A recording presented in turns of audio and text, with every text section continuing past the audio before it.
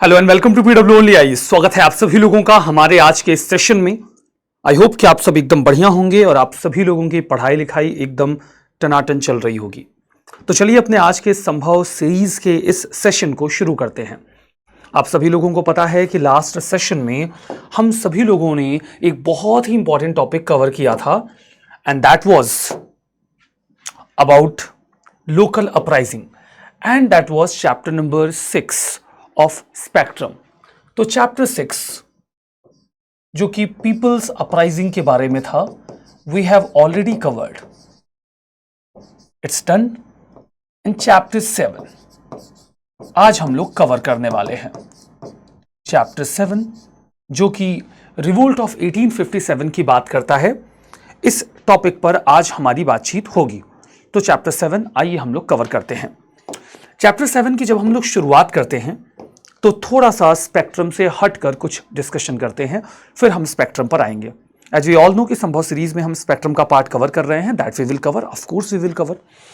But apart from spectrum थोड़ा सा debate में जाते हैं जो हाल फिलहाल में 1857 के रिवोल्ट को लेकर रही है। ये जो डिबेट है ये 2017 ऑनवर्ड्स काफ़ी ज़्यादा हाईलाइटिंग रही। जैसे कि Revolt of 1857 is sometimes referred as First War of Independence. It is exactly the scenario that government does not designate any rebellion as First War of Independence. These are historians who sometimes subscribe to certain school of thought, and they just assume that this rebellion must be considered as the first one or the pan-India one. That is completely their own take. So, government does not designate any rebellion as first or second or third. It is historians who have prescribed Revolt of 1857 as first war of independence to be considered. In that scenario, सब कुछ ठीक ठाक रहा। हम देखते हैं कि VD Savarkar, Vinayak Damodar Savarkar इसे फर्स्ट वॉर ऑफ इंडिपेंडेंस की संज्ञा देते हैं, डेजिग्नेशन देते हैं, और उसके लिए वो एक बहुत बढ़िया सी किताब भी लिखते हैं, revolt of 1857 first war of independence. Historians में इस बात को लेकर काफ़ी डिबेट रही है कि हम इसे फर्स्ट वॉर ऑफ इंडिपेंडेंस माने कि नहीं माने। लेकिन डिबेट में एक नया मोड़ आया 2017 में। हम देखते हैं कि 1817 में उड़ीसा में एक रेबेलियन हुआ था जिसको कहा जाता है पैका रेबेलियन। अब सवाल यह है कि उड़ीसा का यह पैका रेबेलियन क्या था, इस पर चर्चा करेंगे। लेकिन मेन मामला यह रहा कि 1817 से 1917 और 1917 से 2017 में उड़ीसा के जो चीफ मिनिस्टर रहे नवीन पटनायक जी, 200 साल पूरे होने पर पैका रेबेलियन के, उन्होंने ये कहा कि Paika rebellion must be considered as the first war of independence because it happened 40 years earlier to the revolt of 1857 which is generally considered as the first war of independence. और जब मामला पैका रेबेलियन का आया, on this ground that it was 40 years earlier to the revolt of 1857, तो कुछ लोग और निकल कर आए। उन्होंने कहा कि अगर ईयर्स ही काउंट हो रहे हैं तो पैका के क्यों, त्रावणकोर रेबेलियन के क्यों नहीं, जो कि रफली 50 साल पहले हुआ है 1808 में। तो जब उड़ीसा के सीएम नवीन पटनायक जी ने कहा कि भाई आप पैका रेबेलियन को first war of independence declare करिए क्योंकि ये 40 साल पहले हुआ है, तो कुछ लोगों ने कहना शुरू किया फिर तो आप त्रावणकोर रेबेलियन को कहिए क्योंकि वो तो 50 साल पहले हुआ है। अगर ईयर्स की काउंटिंग हो रही है और कुछ कंसिडरेशन में है ही नहीं, so it must be considered as the first war of independence. अगर आप यहाँ पर इस चीज को समझें कि पैका रेबेलियन है क्या, तो पैका रेबेलियन, जिसे पैका विद्रोह भी कहा जाता है, ये 1857 के रिवोल्ट के 40 साल पहले हुआ था। और इसके बारे में हम लोगों ने लास्ट सेशन में बातचीत करी भी थी कि जो पैकास थे वो वहां के उड़ीसा के पीजेंट मिलिशिया थे, टेक्निकली पीजेंट थे लेकिन किंग को सर्विसेज भी दिया करते थे। अब जब वहां पर ब्रिटिशर्स का कब्जा हुआ तो उन्होंने इन पैकास की जमीनों को छीन लिया या फिर उन्हें उनकी जमीनों पर टैक्स देने को कहा गया। मैंने आपको लास्ट सेशन में बताया था कि there land was called as निष्कर भूमि। It simply means they hadn't need to pay any taxes over those lands. तो तो इस मुद्दे को लेकर यहाँ पे बवाल शुरू हुआ। फिर जो खुर्दा के महाराजा थे, जब उनको डिथ्रोन किया गया मुकुंद देव को, तो 1803 में उन्होंने रिवोल्ट करने की कोशिश की 1804 में। ऑल्दो ये रिवोल्ट बहुत अच्छा प्लान नहीं था और बाद में कोलैप्स कर गया। बहुत वाइड स्केल रिवोल्ट होता है बख्शी जगबंधु विद्याधर की लीडरशिप में, और ये 1817 में हुआ और ये एक प्रोमिनेंट रेबेलियन रहा। अब डिबेट क्या निकल कर आती है कि आखिर किसको फर्स्ट वॉर ऑफ इंडिपेंडेंस माना जाए। रिवोल्ट ऑफ 1857 कहता है I am the first, Travancore rebellion बोलता है I am the first too, और सिमिलरली पैका रेबेलियन कहता है I am the first too. अब सभी ये कहना चाहते हैं कि हम फर्स्ट रेबेलियन हैं। नवीन पटनायक जी ने एक लेटर लिख दिया और कहा सेंट्रल गवर्नमेंट से, मिनिस्ट्री ऑफ कल्चर से, कि वो फर्स्ट वॉर ऑफ इंडिपेंडेंस माने पैका रेबेलियन को। अब सवाल ये है कि ये सेंट्रल गवर्नमेंट के लिए गले के हड्डी के जैसा है, जिसे वो निगल भी नहीं सकते, उगल भी नहीं सकते। क्यों? आप नहीं बोल सकते कि first war of independence Paika rebellion नहीं है। क्यों? क्योंकि ये उड़ीसा के लोगों के सेंटिमेंट्स के साथ जुड़ा हुआ है। और अगर आप पॉलिटिकल एंगल लें तो क्या आपको उड़ीसा में इलेक्शन लड़ने नहीं जाना है क्या? If you are in central तो आपको भी तो उड़ीसा में इलेक्शंस लड़ने ही है ना, तो आप मना कैसे करोगे? आप हाँ कैसे बोल दोगे? आप हाँ बोल दोगे तो सीरीज शुरू हो जाएगी कि भाई हमारा वाला पहला है, हमारा वाला पहला है। और देखिए, एक बहुत ही जनरल सा कॉन्सेप्ट है, if you are not capable of saying no, choose someone else from your side to say no. ऐसा बहुत बार होगा, आपसे कुछ पूछा जाएगा and you will not be in capacity to say no. उस केस में आपको किसी एक ऐसे इंसान को चुनना है जो आपकी ओर से नहीं बोल सके। सेंट्रल गवर्नमेंट ने ऐसा ही किया। उन्होंने कहा भाई हम कौन होते हैं हाँ या नहीं बोलने वाले? हमारे यहाँ एक बॉडी है जिसका नाम है ICHR। उस बॉडी का क्या नाम है? ICHR।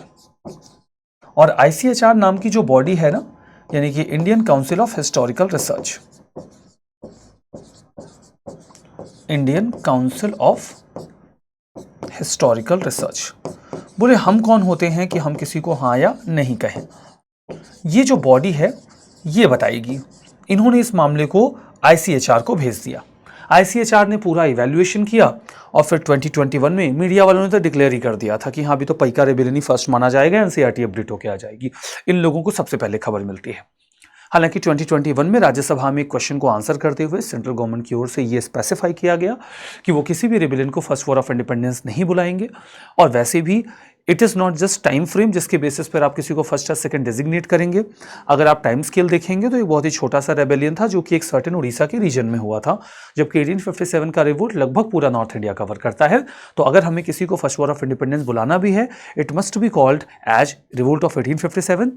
वैसे भी सरकार किसी को कुछ नहीं मानती, ये हिस्टोरियंस हैं, जिसको जो मानना होता है वो मान लेते हैं। और इस तरीके से मामला सेटल डाउन हुआ। अब सवाल ये है कि ये जो रिवोल्ट हुआ ये क्यों हुआ, इसके पीछे के रीजंस क्या थे।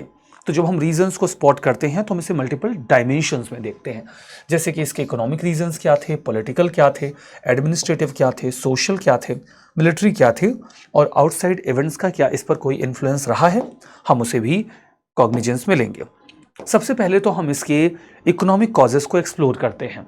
जब हम इसके इकोनॉमिक कॉजेस को एक्सप्लोर करते हैं तो हम पाते हैं कि ब्रिटिशर्स की रेवेन्यू पॉलिसी बहुत ही ज़्यादा ऑप्रेसिव थी और उन्होंने बहुत ज़्यादा टैक्सेस लगाए हुए थे। पैरेलली उन्होंने जो डिस्क्रिमिनेटरी टैरिफ्स इम्पोज किए थे इंडिया के ऊपर, उसके चलते इंडिया के हैंडीक्राफ्ट का एक्सपोर्ट यूरोपियन मार्केट में लगभग बंद सा हो गया था। While readymade British products can easily B transported to India, and it ultimately destroyed Indians' handicraft market and traditional industries, and that caused dissatisfaction among the large number of artisans who were now unemployed and migrating towards the villages and getting themselves involved in agriculture. That was not very profitable business at that time. Moneylenders were forcing laborers or the farmers to pay more and more interest, and they were just trapping peasants into the debt trap. And we were discussing about these kind of debt traps in the last session as well, where I told you that the munshis, those were employed by these money lenders, used to charge interest and interest on interest, like compound interest, in such a way that cannot be paid off. And the ultimate result was very obviously the bonded labor, and that could be done by the generations of a family. Parallelly, foreign goods का जो import था उसने India के traditional market को destroy कर दिया। हम देखते हैं कि इंडस्ट्रियलाइजेशन मॉडर्न लाइंस पर इंडिया में कभी रहा नहीं, और जो इंडियन हैंडीक्राफ्ट था उसने एग्रीकल्चर के ऊपर बर्डन को दिन ब दिन ग्रेजुअली बढ़ाया, उसे घटाया नहीं। इन दिस वे हमने देखा कि इकोनॉमी बहुत ही पैरल पर थी। अगर आप पॉलिटिकल कॉजेस को देखो तो ब्रिटिशर्स की पॉलिसी बहुत ही ग्रीडी थी। When they came into the India they were coming like a trader and just expressing that they wanted to trade and they wanted to earn profit, they wanted to pay taxes. During the course of time, after the Battle of Plassey and Buxar, they grabbed territory, and that territorial expansion increased exponentially. They formulated policies in such a way that they could grab more and more land in India. We have seen subsidiary alliance where they were forcing native states to pay exorbitant subsidy in return of security guarantee that was nothing but an illusion, because in this way they were technically getting control of these regional states or the native states. We have seen about the policy of doctrine of lapse, where they were forcing states who were not having their biological heir to surrender their state to Britishers. उनका यही कहना था कि भाई आपका अपना बेटा नहीं है, तो जो आपका अडॉप्टेड बेटा है वो आपका एम्पायर जो है वो नहीं ले सकता। तो अगर किसी राजा का अपना बेटा नहीं है तो अंग्रेज उसका बेटा बन जाते थे, कहते थे अभी तो हम ही लेंगे, और वो कब्जा कर लेते थे। गोइंग और the crossing the line, they captured Awadh on the basis of misgovernance, because they hadn't any chance to capture Awadh on the basis of any policy. Doctrine of lapse could not be imposed over Awadh. It had two very simple reasons. First of all, doctrine of lapse was applicable to Hindu states only because it was formulated on the ground of Hindu law of succession. And secondly, Awadh had its own biological heir, Birjis Qadir, the son of Nawab Wajid Ali Shah. So they just blamed that Nawab is not capable of handling the administration of Awadh well, so British should take over. While they misunderstood the situation, because Nawab was loved by people, at the same time they just forced 21,000 talukadar to evict their land in Awadh. In this way, they were just creating chaos and just crossing the lines for the purpose of gaining more and more territory in India, and this greedy political expansion was causing a lot of discontent among Indians. So we can see these kind of problems here. So I just explained you the economic reason, I just explained you the political reason, or simply political reason. Going ahead, if we need to explore the other part, we need to take care of the administrative cause. You need to understand that a common man, whenever is going to a common man,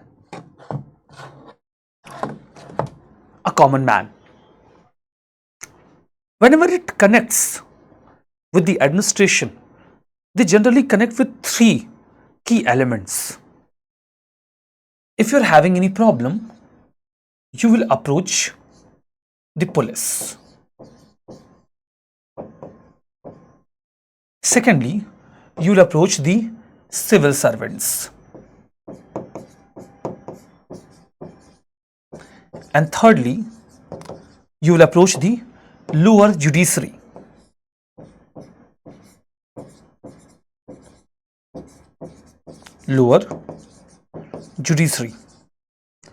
And all the three connecting points for a common man were highly corrupt. So all three were highly corrupt.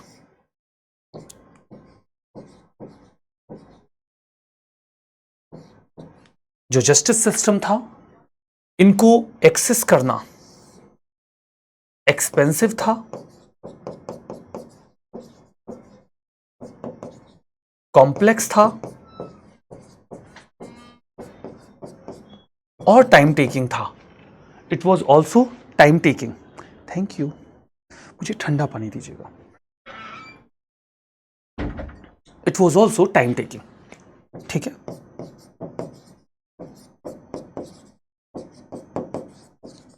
So these were the problems when we were discussing all these elements. So this was expensive, complex and time taking. So administration was very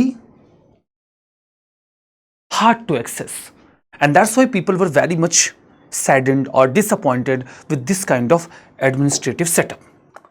Let's move to the socio-religious cause. We have studied that after the Charter Act of 1813, if we haven't studied, we will look into it. When Charter Act of 1813 was implemented in India, it made a very specific clause about the Christian missionaries, and it specified that now onwards Christian missionaries can come into India and they can have their missionary activities here. As far as missionary activities is concerned, they will have sole concentration over spreading Christianity to as much people as possible, as many people as possible, to be specific. Their activities where they were just demeaning Hinduism and Islam to attract people of various religions to get converted into the Islam caused a lot of dissatisfaction among Indians. They were running missionary schools, and in these missionary schools they were teaching students that how their religion is not good and how these religious practices must not be followed. So these activities were causing discontent among people. Parallelly, they tried a few social religious reforms, although with the perspective of a progressive and modern society, these social reforms were very good and must be given credit to Britishers that they took these kind of social initiatives to make some progressive and the positive changes in Indian society. This credit goes to Britishers. But these kind of social reforms were taken or understood as an intervention in Indian socio-cultural scenarios. Like they just abolished, Lord William Bentinck abolished sati with Bengal Regulation 17 and with the efforts of Ishwar Chandra Vidyasagar. Dalhousie abolished, Dalhousie and Canning both, because the law was formed during the tenure of Dalhousie while passed during the tenure of Canning, Widow Remarriage Act. So it was also passed which legalized the marriage of widows. So these initiatives, although very good, were considered as intervention in Indian society. Parallelly, they passed Religious Disability Act 1850 and Lex Loci Act. These acts were passed in 1850 and 56. And what these acts were intending, पहले क्या होता था कि आप चाहोगे कि religious conversion करो, तो इसके लिए आप एक एक इंसान को पकड़ के कैसे कन्वर्ट करोगे? आपको बड़ी मछली चाहिए, बड़ी मछली जिसके इन्फ्लुएंस में और भी लोग कन्वर्ट हो जाए। क्रिश्चियन मिशनरीज जमींदारों को कन्वर्ट करने की कोशिश करते थे। जमींदार कहते थे भैया हमारा टाइम तो देखो गया, अभी तो हमारे भगवान अच्छे हैं कि बुरे हैं, ये 2-4 साल में ऊपर जाएंगे, भगवान से मिलेंगे और वहीं पर हम उनसे पूछ लेंगे। I just read somewhere else कि रिलीजन का सबसे बड़ा काम क्या है? रिलीजन का सबसे बड़ा काम यह है कि भगवान से आपकी डायरेक्ट मुलाकात ना होने पाए। क्यों? क्योंकि डायरेक्ट मुलाकात हुई तो आप गए, मतलब डायरेक्ट मुलाकात तो तभी होगी when you will be dead. तो रिलीजन की ड्यूटी क्या है कि वो आपको जिंदा रहते हुए गॉड को एक्सपीरियंस करवाएं। सो रिलीजन आपको गॉड से मिलाता तो है लेकिन डायरेक्टली नहीं, इनडायरेक्टली, क्योंकि डायरेक्टली आप उनसे नहीं मिलना चाहेंगे। ठीक है, खैर, तो वो जब बड़ी मछली पकड़ना चाहते थे तो वो जरूर से चाहेंगे कि वो एक जमींदार को कन्वर्ट कर लें, और अगर वो एक जमींदार को कन्वर्ट करने के एफर्ट करते थे तो वो होता नहीं था। तो जमींदार तो देखो एक पोटेंशियल कन्वर्टिंग एलिमेंट नहीं बना। In that scenario they will just try कि वो जमींदार के लड़के को कन्वर्ट कर लें।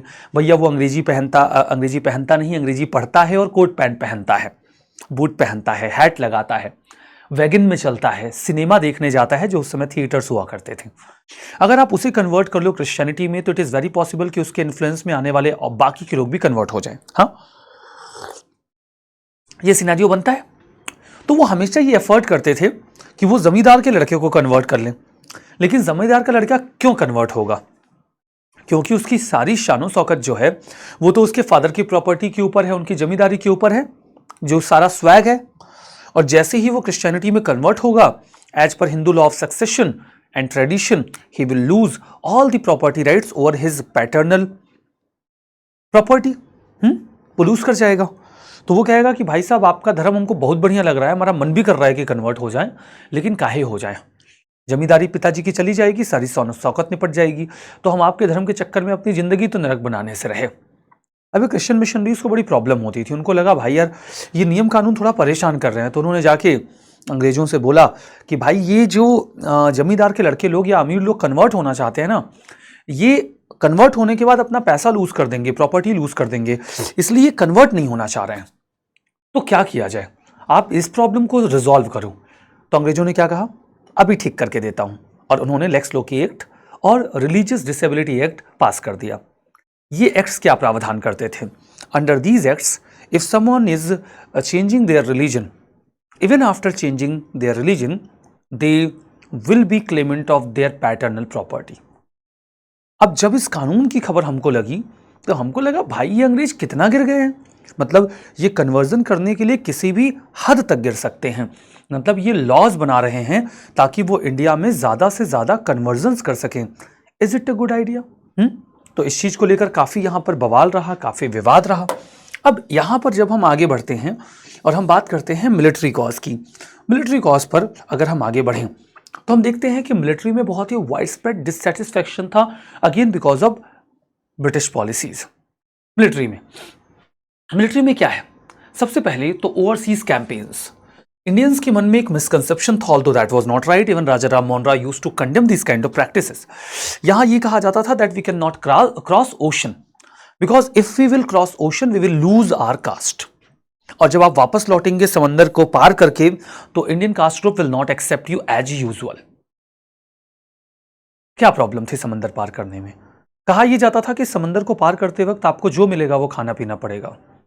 अब देखिए, समंदर में जब आप जाएंगे तो you will have to eat non veg, क्योंकि वहां हमेशा वेजिटेरियन फूड तो अवेलेबल नहीं होगा। Will have to drink wine. अब ऐसा तो है नहीं कि अगर आप यहाँ पे हो तो नॉन वेजिटेरियन नहीं खाते हो और आप वाइन नहीं पीते हो, इट्स वेरी कॉमन ना। लेकिन आप ध्यान दो कि जो नॉन वेजिटेरियन लोग होते हैं ना, वो भी बहुत चुनकर स्पेसिफिक चीज़ें खाते हैं। जैसे सबकी अपनी चॉइस होती है, डाइटरी चॉइस।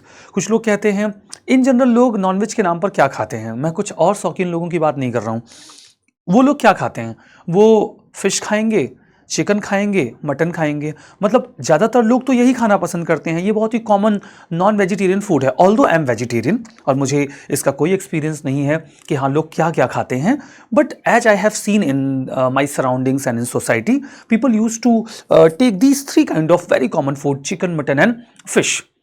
अब अगर आप नॉन वेजिटेरियन हैं भी तो आप यूजुअली यही खाते हैं। आप झींगा तो नहीं खाते हैं, आप कीड़े मकोड़े तो नहीं खाते हैं, आप मकड़ी तो फ्राई करके नहीं खा रहे हैं, ऐसा तो नहीं हो रहा है ना।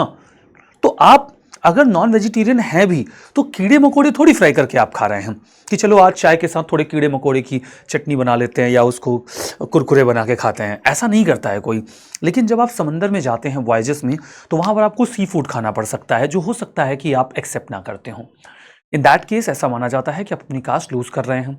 और ब्रिटिशर्स ने कंपेल करना शुरू किया कि देखो भाई समंदर तो आपको पार करना पड़ेगा, क्योंकि हमारे ओवरसीज एक्सपीडिशंस हैं। वैसे भी ब्रिटिशर्स का हमेशा एफर्ट ये रहता था कि उन्होंने जिन इंडियन सोल्जर्स को रिक्रूट किया है वो इनको दूसरे देशों में ले जाकर सर्व करवाएं और यूरोपियन सोल्जर्स को वो इंडिया में रखकर उनके जरिए इंडिया को कंट्रोल करें, क्योंकि इंडियन सोल्जर्स से इंडिया को कंट्रोल करना वॉज अ बिट रिस्की। तो इंडियन सोल्जर्स से बाहर के एक्सपीडिशंस रन करवाए जाएं और इंडिया में यूरोपियन सोल्जर्स को रखा जाए। That was a very common strategy opted by Britishers. Now if they are crossing the sea, that was objectionable to the Indians. They were usually denying that नहीं नहीं नहीं हमें तो नहीं जाना समंदर पार करके।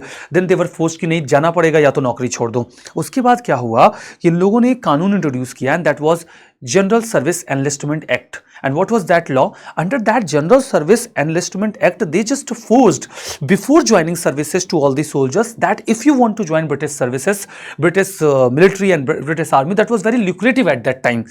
तो आपको ये क्लॉज साइन करना पड़ेगा that you will go wherever you will be sent without showing any misconception that I will not cross the sea. ठीक है। अब यूरोपियन आर्मी में सर्विस में जाना it was very lucrative eight that time. तो फिर अब लोगों को लगा कि भाई ये तो हमारे धर्म के साथ खिलवाड़ कर रहे हैं। अब देखो, इसके अलावा समंदर को पार करना कास्ट को लूज करने जैसा माना जाता था, ये तो मैंने आपको बता ही दिया है। हम देखते हैं कि जो सिपाही थे वो जो एमोल्यूमेंट्स एंड सैलरी मिलती थी उसको लेकर भी नाराज थे, क्योंकि सेम डेजिग्नेशन पर एक जो यूरोपियन है उसे बहुत ज्यादा सैलरी मिलती थी वाइल इंडियंस को बहुत कम। अब ये आर्गुमेंट होता था कि वो बहुत दूर से आए हैं आपके देश में सर्व करने, तो उनको एडिशनल बेनिफिट्स मिलेंगे, लेकिन ये सैलरी बहुत ज़्यादा होती थी जो उनके यूरोपियन काउंटरपार्ट को मिलती थी। पैरेलली हम देखते हैं कि यहाँ पे जनरल सर्विस एनलिस्टमेंट एक्ट का भी जिक्र है, जिस कानून का जिक्र अभी हाल फिलहाल में मैं कर रहा था।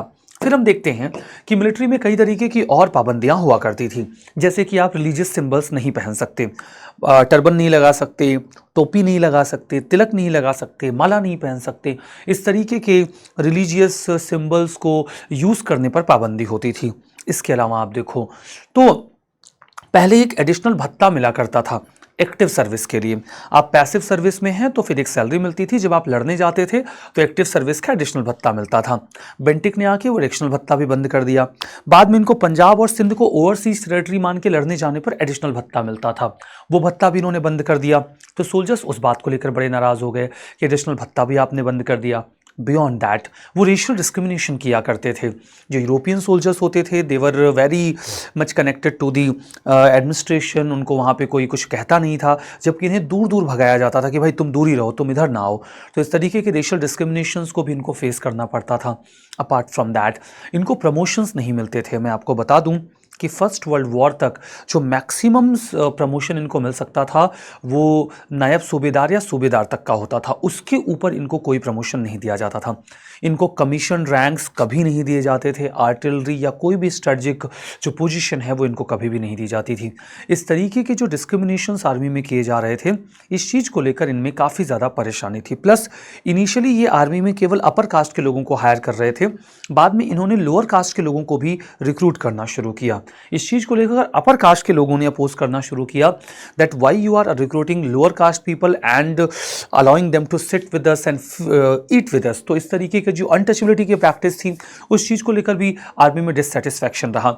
तो ये आर्मी जो है वो काफ़ी डिससेटिस्फाइड है for the purpose of British policies, और अभी वो यहाँ पर कन्फ्रंट करने को तैयार हैं। अब देखो दुनिया में भी कुछ ऐसे इवेंट्स हो रहे थे जो इंडिया के रिवोल्ट को एनर्जाइज कर रहे थे या उसका रास्ता तैयार कर रहे थे। And what were those? 3 Wars का हम यहाँ पे जिक्र कर रहे हैं। फर्स्ट अफगान वॉर जो कि 38 से 42 के बीच में हुआ, पंजाब वॉर 45 से 49 और क्रीमियन वॉर। अब देखो अगर हम अफगान वॉर की बात करें ना तो यहां पे ब्रिटिश को बहुत ह्यूमिलिएटिंग डिफीट फेस करनी पड़ी।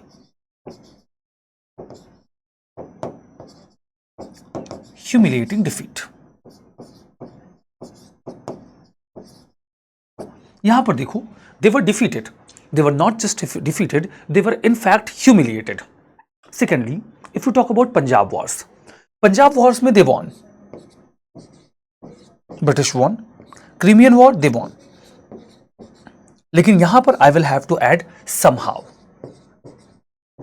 मतलब जीतते जीतते जीत ही गए, हारते हारते जीत गए। मतलब पंजाब वॉर्स में भी वो बड़ी मुश्किल से जीते थे और क्रीमियन वॉर में भी वो बड़ी मुश्किल से जीते थे और उनको बहुत कैजुअलिटीज़, बहुत लॉस फेस करने पड़े थे। तो जो उन्होंने एक सेंस ऑफ इनविंसिबिलिटी क्रिएट करके रखी थी इंडिया में, that British army can not be defeated, वो sense of invincibility was going away. वो उस इनविंसिबिलिटी के सेंस को लूज कर रहे थे और ये उनके साथ एक बड़ी प्रॉब्लम रही दैट उनका जो इनविंसिबिलिटी का आइडिया था वो धीमे धीमे खो रहे थे। ठीक है, अब यहां पर आप आगे समझो, यहां पर आप आगे समझो। तो आउटसाइड इवेंट्स का इन्फ्लुएंस तो आपने देख लिया। अब एक मामला आता है स्पार्क। इमीडिएट रीजन क्या रहा? What was the immediate reason? और अगर हम इमीडिएट रीजन की बात करें तो मामला था लार्ड एंड टैलो का। There was an issue of lard and tallow. Lard and tallow क्या था? मामला था एक गन का, एक राइफल का। उसे मैं बताता हूं आपको।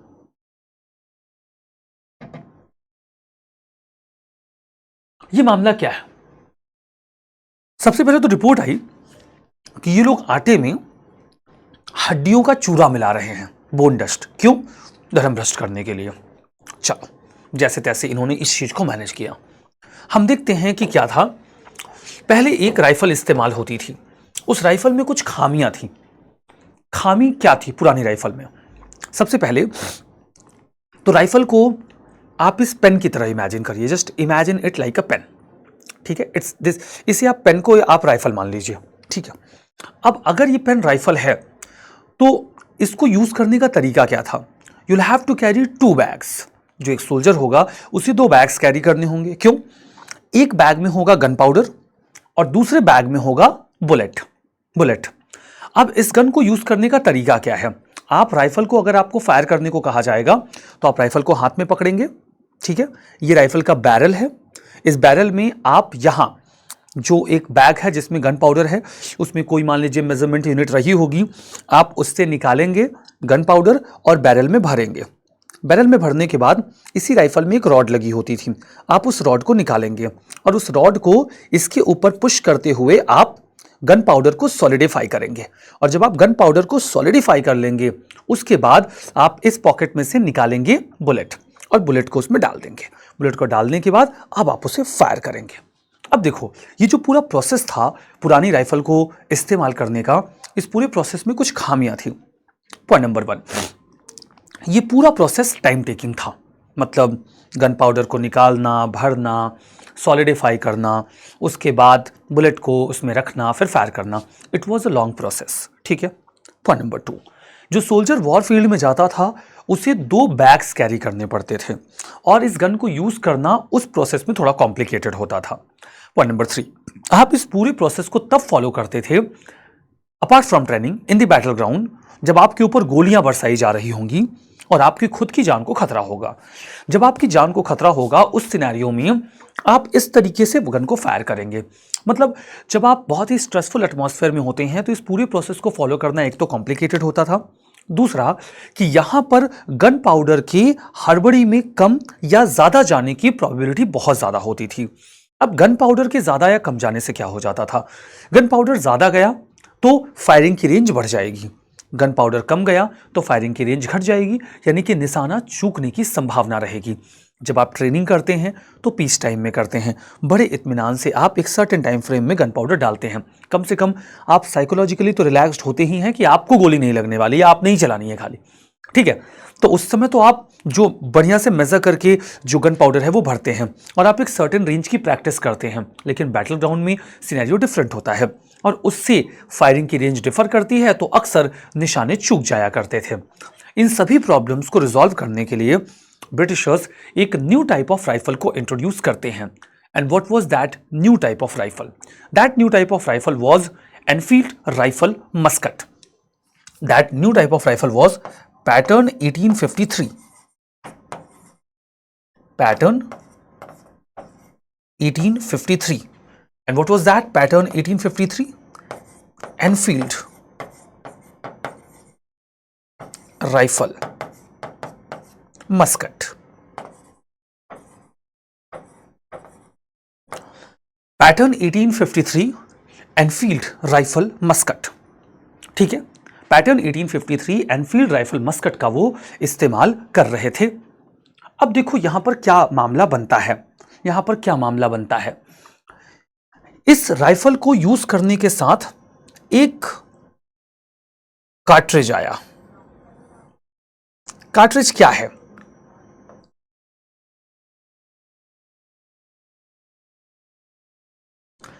एक कागज का पैकेट, एक कागज का पाउच।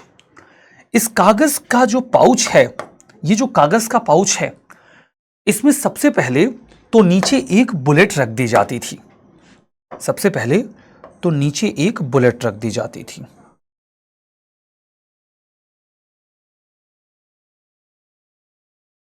ठीक है, एक बुलेट रख दी जाती थी और बुलेट के ऊपर यहां पर गन पाउडर भर दिया जाता था। यहां पर गन पाउडर भर दिया जाता था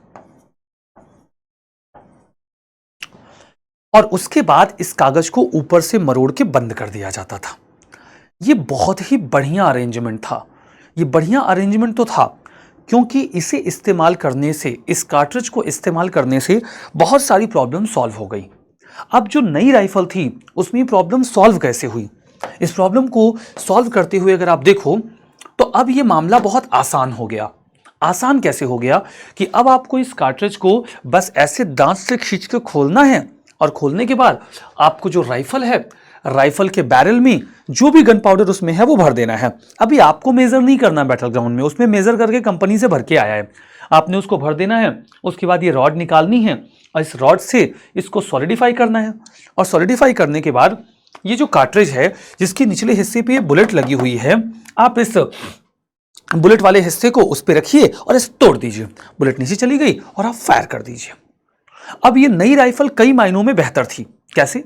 पॉइंट नंबर 1, अब एक सोल्जर को 2 बैग्स नहीं कैरी करने हैं, गन पाउडर के लिए अलग और बुलेट के लिए अलग। अब आपको सिर्फ एक बैग कैरी करना है जिसमें बुलेट्स होंगी। That's it. पॉइंट नंबर 2, अब इस पूरे प्रोसेस में गन पाउडर को अलग भरना और बुलेट को अलग भरना, ये प्रोसेस खत्म हो गया, तो प्रोसेस थोड़ा सा स्पीडी हो गया और कम कॉम्प्लेक्स हो गया। पॉइंट नंबर 3, अब एक specified amount of gun powder ही आपको उसमें भरना है जो कि कंपनी से भरकर कार्ट्रिज में रख के आया है। तो इस समय आपके गन पाउडर के कम या ज्यादा जाने वाली प्रॉब्लम खत्म हो गई और इससे रेंज की प्रॉब्लम भी रिजॉल्व हो गई। तो पैटर्न 1853 एनफील्ड राइफल मस्कट कई मामलों में एक बेहतरीन राइफल थी जो अंग्रेजों ने यहां पर इंट्रोड्यूस की और इसका उन्हें बेशक फायदा मिलना चाहिए। अब यहां पर देखिए मामला क्या बनता है। प्रॉब्लम सिर्फ एक थी कि इंडिया एक ट्रॉपिकल कंट्री है, ट्रॉपिकल रीजन में आता है, ठीक है। अब अगर इंडिया एक ऐसा देश है जहां पर बारिश होती है, ह्यूमिड एटमॉस्फियर है, तो यहां पर मॉइस्चर एक बड़ी प्रॉब्लम है। और ये जो कार्ट्रिज है वो कागज का बना है, आप इसे किसी और चीज का नहीं बना सकते। लेदर का बना देंगे तो उसे खोलना मुश्किल होगा, कागज का ही बनाया जा सकता है। लेकिन अगर इसमें मॉइस्चर गया तो जो बारूद होगा वो जम जाएगा, थक्कों में जम जाएगा। और आपने देखा होगा घर में कभी सीलन लग जाती है गेहूं या चावल की बोरियों में, तो कैसे थक्के जम जाते हैं। और अगर इसमें मॉइस्चर गया तो ये कार्ट्रिज खराब हो जाएगा, जो कि बड़ी खर्चीले प्रोसेस से बनाया जाता है। वो नहीं चाहेंगे कि ये खराब हो। तो इसे बचाने का तरीका क्या है? इसे बचाने का एक तरीका है और वो तरीका है इसके ऊपर ग्रीसिंग कर देना। अगर इसके ऊपर, कागज के ऊपर एक ग्रीस लगा दिया जाए, एक ग्रीस, तो वो ग्रीस जो कि चिकना होगा वो इसको मॉइस्चर से बचा लेगा। और ये जो ग्रीस था यही सारे प्रॉब्लम की जड़ थी। ग्रीस यही सारे प्रॉब्लम की जड़ थी। क्यों? अब ये ग्रीस किस चीज से बनाया जा रहा था? ये बनाया जा रहा था एनिमल फैट से। ये ग्रीस एनिमल फैट से बनाया जा रहा था and that was a very major problem at that time, इस ग्रीस का एनिमल फैट से बनना। खबर आई कि इसमें लार्ड और टैलो का इस्तेमाल किया जा रहा है। लार्ड यानी कि पिग फैट और टैलो यानी कि काउ फैट, उन्हें स्लॉटर किया जाता है। वो आखिर उसका इस्तेमाल क्यों करेंगे? क्योंकि ये एनिमल्स इंडिया में एबंडेंस में मिलते थे। क्यों मिलते थे? क्योंकि पिग को मुस्लिम्स में हाईली इम्प्योर माना जाता है। वो हर तरीके का नॉनवेज खा सकते हैं बट नॉट पिग। इतना इम्प्योर माना जाता है कि वो उसका नाम तक नहीं लेते। And cow is highly pure in Hinduism, उसे तो हर्ट भी नहीं किया जाता। आप उसके मांस को या उसके चर्बी को जुबान पे लगाने की सोच भी नहीं सकते। और जब ये मामला निकला तो इस बारे में बड़ा बवाल हुआ और जगह जगह पर इस चीज को अपोज किया जाने लगा कि वो इस ग्रीस्ड कार्ट्रिज को दांत से नहीं खींचेंगे।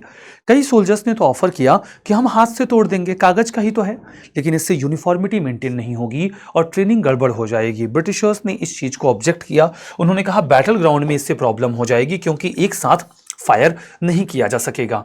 और इस ग्रीस कार्ट्रिज को लेकर जो प्रॉब्लम्स थी वो इमर्ज होने लगी। जैसे जैसे अफवाह फैली बात बिगड़ती गई। 2 फरवरी 1857, 19th native infantry at Baharampur, इन लोगों ने इस ग्रीस्ड कार्ट्रिज को इस्तेमाल करने से मना कर दिया। और जैसे ही उन्होंने इस्तेमाल करने से इस ग्रीस्ड कार्ट्रिज को मना किया, इस पूरी इन्फेंट्री को डिसबैंड कर दिया गया। डिसबैंड, इन सबको डिसबैंड कर दिया गया और इनको नौकरी से निकाल दिया गया। अंग्रेज इसे सप्रेस करने की कोशिश तो कर रहे थे लेकिन बात दिन ब दिन बिगड़ती जा रही थी। उसके 2 महीने के बाद 29 मार्च 1857, 34th नेटिव इन्फेंट्री बैरकपुर, यहां पर मामला बिगड़ गया जब यहां के एक सोल्जर मंगल पांडे ने रिवोल्ट कर दिया। मंगल पांडे यहां पर रिवोल्ट कर देते हैं अगर आप मंगल पांडे की कहानी में जाएं तो मंगल पांडे जो कि एक ब्राह्मण थे, वो भी इस अफवाह की चपेट में आ चुके थे कि हाँ, ग्रीस्ड कार्ट्रिज यूज हो रहा है। हम देखते हैं कि एक दफा वो नहा धोकर सूर्य भगवान को जल चढ़ाने के लिए जा रहे थे। उधर से एक लोअर कास्ट के व्यक्ति थे जो आए और वो अपनी साफ सफाई का काम कर रहे थे। वो झाड़ू गलती से मंगल पांडे को लग गया। मंगल पांडे इस चीज को लेकर बहुत नाराज हो गए। उन्होंने कहा कि तुम एक निम्न जाति के व्यक्ति हो, तुमने मुझे छू दिया, मैं इम्प्योर हो गया, अब मुझे नहाना पड़ेगा, मैं नहा कर आया था, वैसे सुनाने लगे। तो वो जो स्वीपर थे, जो सफाई कर रहे थे, उन्होंने क्या बकवास फालतू बात कर रहे हैं आप, हाँ?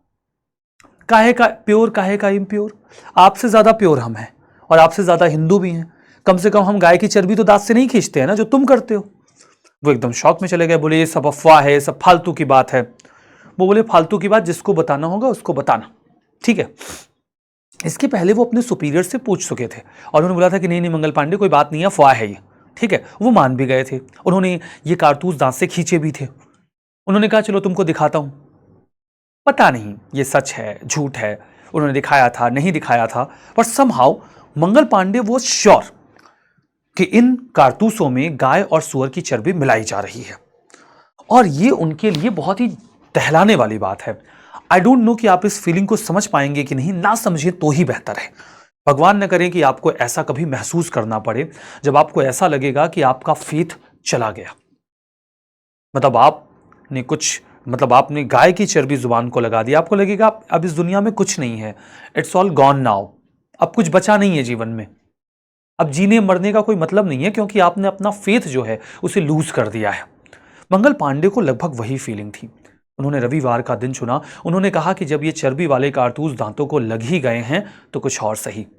उन्होंने रविवार का दिन चुना क्योंकि रविवार के दिन जो कमांडर्स हैं वो संडे प्रेयर के लिए जाते थे और इंस्पेक्शन के दौरान यूजुअली बिना गन्स के आते थे। उन्होंने उस दिन को इसीलिए चुना। और जब आर्मी इंस्पेक्शन चल रहा था तो उन्होंने निशाना साधा दो लोगों के ऊपर, लेफ्टिनेंट बॉग एंड लेफ्टिनेंट ह्यूक्सन।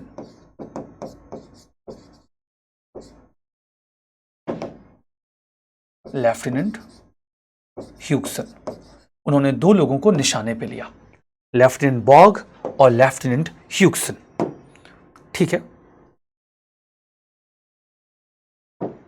आप इसे GH कर सकते हो।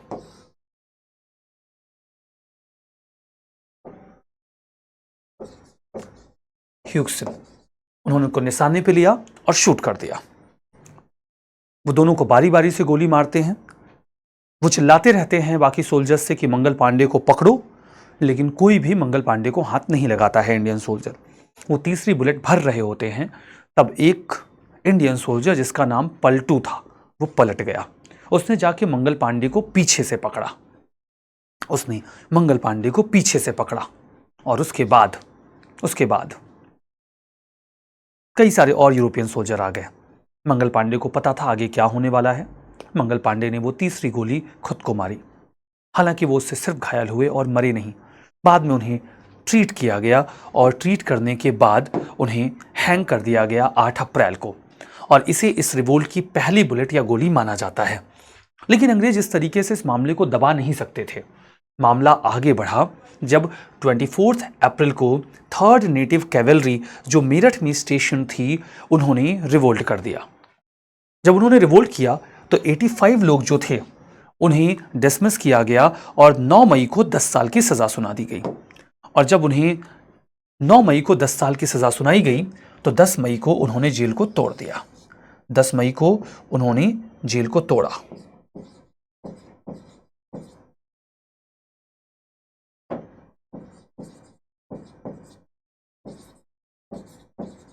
Jail, killed European soldiers, killed European soldiers and marched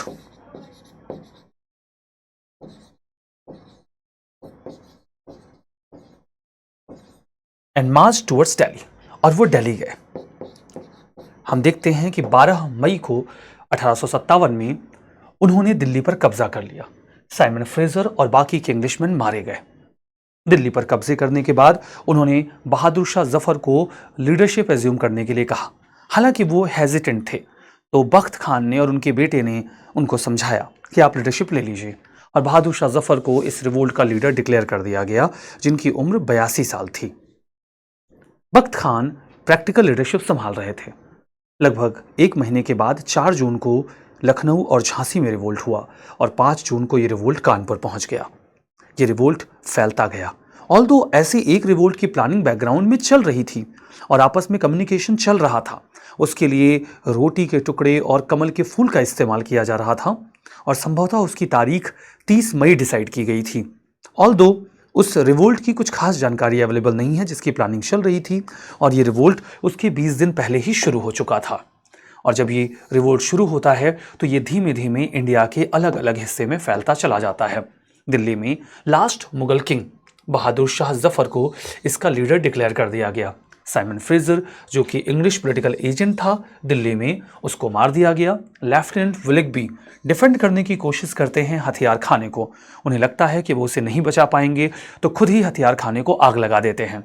in between हम देखते हैं कि 25 अगस्त 1857 को आजमगढ़ प्रोक्लेमेशन होती है। In this Azamgarh proclamation mutineers ने इस बात को स्पेसिफाई किया कि उनके इस रिवोल्ट का एक्चुअल ऑब्जेक्टिव क्या है। उन्होंने हमने देखा कि यहां पर कॉम्युनल एमिटी बना के रहने को कहा। सभी लोगों को, हिंदूज और मुस्लिम्स को कहा गया कि वो एक साथ हाथ मिला लें। इस प्रोक्लेमेशन को दिल्ली गैजेट में पब्लिश किया गया और इसका बेसिक ऑब्जेक्टिव था लोगों को इस रिवोल्ट के ऑब्जेक्टिव के साथ जोड़ना। ये रिवोल्ट केवल एक सेपॉय म्यूटिनी नहीं थी, ये कई सारे मामलों में, क्योंकि इसमें एक बहुत बड़ी आम आबादी पार्टिसिपेट करती है। आम जनता के ग्रेटर पार्टिसिपेशन के अलावा भी अगर आप समझो, आम जनता के ग्रेटर पार्टिसिपेशन के अलावा भी अगर आप इसको समझो, तो आप क्या पाते हो कि इसमें अलग अलग सेगमेंट्स के लोग अलग अलग कॉजेस से जुड़े थे। दिल्ली में रिबल्स को बहुत हाई सपोर्ट मिलता है। सेपॉयज को हम देखते हैं कि सिविलियन पॉपुलेशन का सपोर्ट मिलता है। दिल्ली में artisans, shopkeepers, daily wage labourers, zamindars, religious, mendicants, priest और सिविल सर्वेंट्स सपोर्ट करते हैं। जब दिल्ली के बाहर जाता है तो पीजेंट्स का भी पार्टिसिपेशन इसमें इनहैंस हो जाता है। ये रिवोल्ट दिल्ली में बहादुर शाह जफर और जनरल बख्त खान लीड कर रहे थे। बहादुर शाह जफर इसकी वीकेस्ट लिंक थे।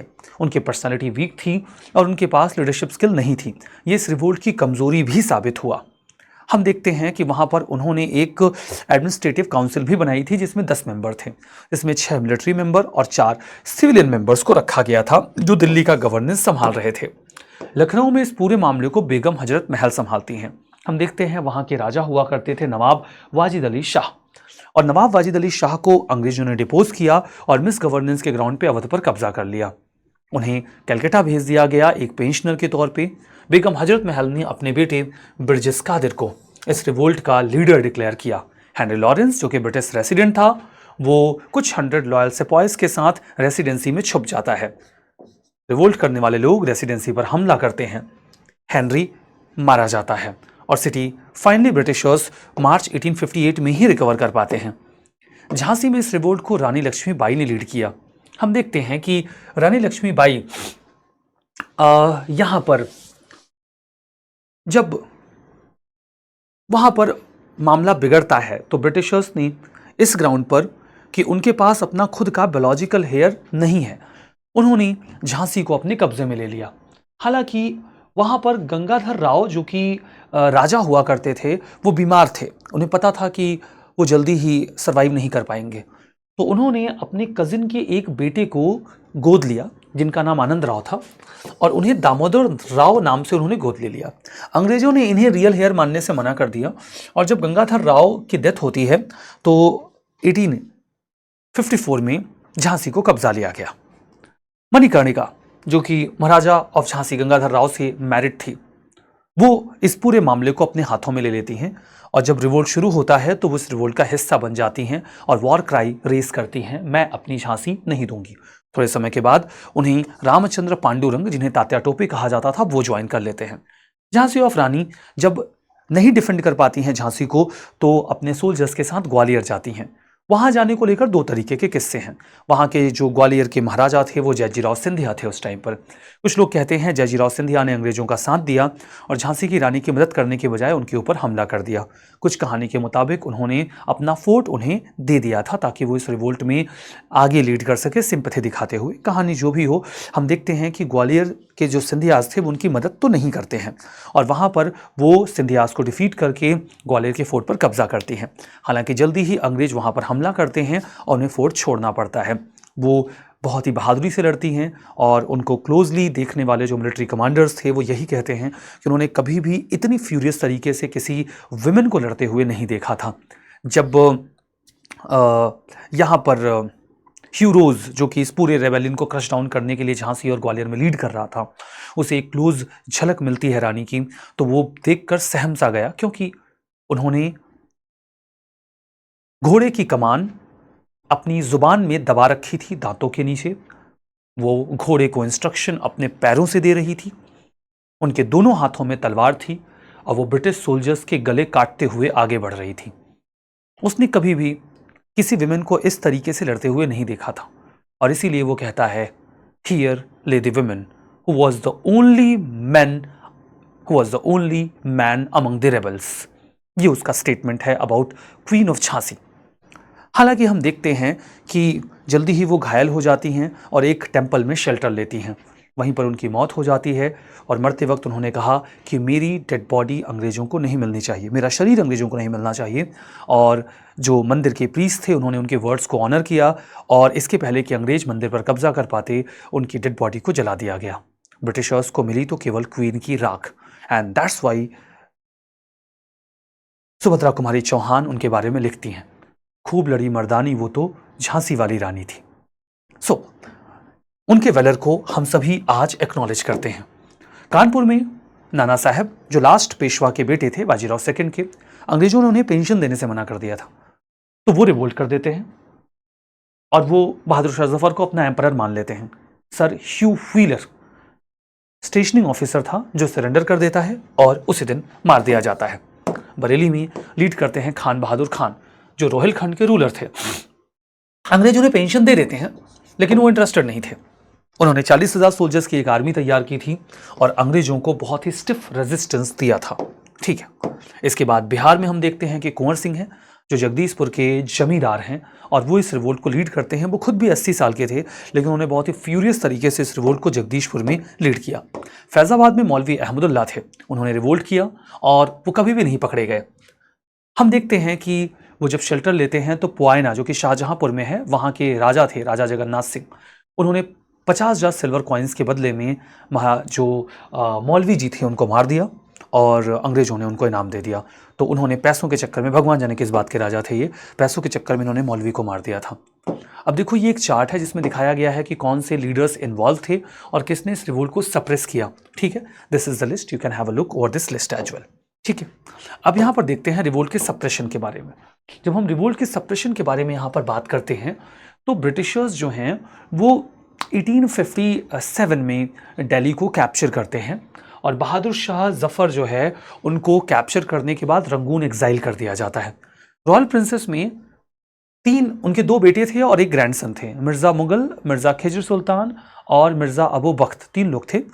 इनको जो है जिम्मेदारी दे दी जाती है हटसन को।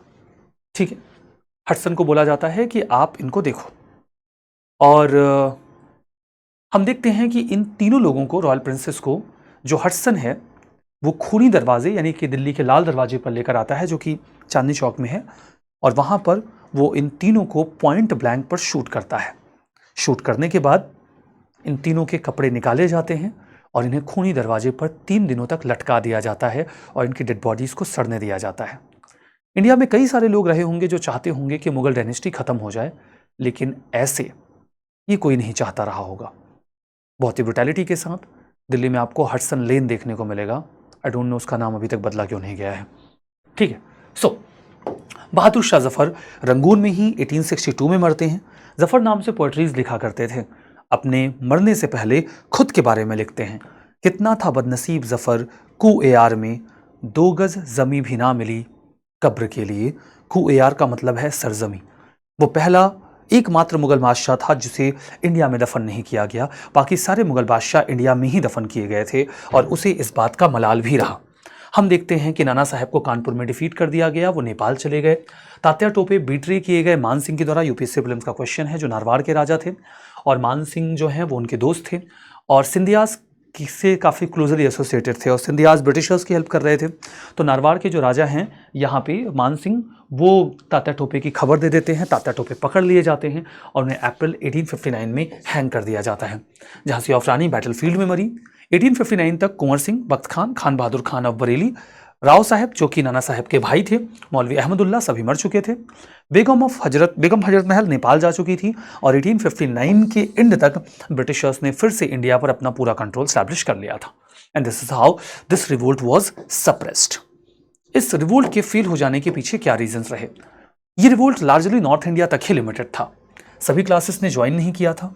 मिडिल क्लास इंटेलिजेंसिया इस रिवोल्ट को लेकर ऑप्टिमिस्टिक नहीं था। मिडिल क्लास इंटेलिजेंसिया, ठीक है, मिडिल क्लास इंटेलिजेंसिया इस रिवोल्ट को लेकर ऑप्टिमिस्टिक नहीं था और वो इस चीज को लेकर ये मानते थे कि ये रिग्रेसिव है रिवोल्ट, सक्सेसफुल हो जाएगा तो क्या करोगे? आप कोई बहुत ऑप्टिमिस्टिक आइडिया लेकर तो आए नहीं हो, जैसे कि अमेरिकन वॉर ऑफ इंडिपेंडेंस में था नो टैक्सेशन विदाउट रिप्रेजेंटेशन, या फिर फ्रेंच रिवोल्यूशन में था लिबर्टी, इक्वलिटी एंड फ्रेटर्निटी। ऐसा कोई आइडिया तो आप यहाँ पे प्रेजेंट कर ही नहीं रहे हो। आर्म्स एंड इक्विपमेंट्स इंडियंस के पास बहुत पुअर थे, अनकोऑर्डिनेटेड था, पुअरली ऑर्गेनाइज था, कोई यूनिफाइड आइडियोलॉजी नहीं थी। सबसे वीकेस्ट लिंक तो इनके खुद के लीडर थे और जॉन रॉल्स कहते हैं a chain is as strong as its weakest link, कि एक चेन उतनी ही मजबूत होती है जितनी कि उसकी सबसे कमजोर कड़ी, क्योंकि खींचोगे तो वहीं से टूट जाएगी। और इस रिवोल्ट के लीडर जो थे वो ही इसकी सबसे कमजोर कड़ी थे। तो ये सिनेरियो भी यहां पर बनता है। अब देखो इस रिवोल्ट को लेकर अलग अलग स्टेटमेंट्स आते हैं। आरसी मजूमदार कहते हैं ये ना तो पहला था ना ही नेशनल वॉर ऑफ इंडिपेंडेंस था। वीडी सावरकर इसे फर्स्ट वॉर ऑफ इंडिपेंडेंस कहते हैं।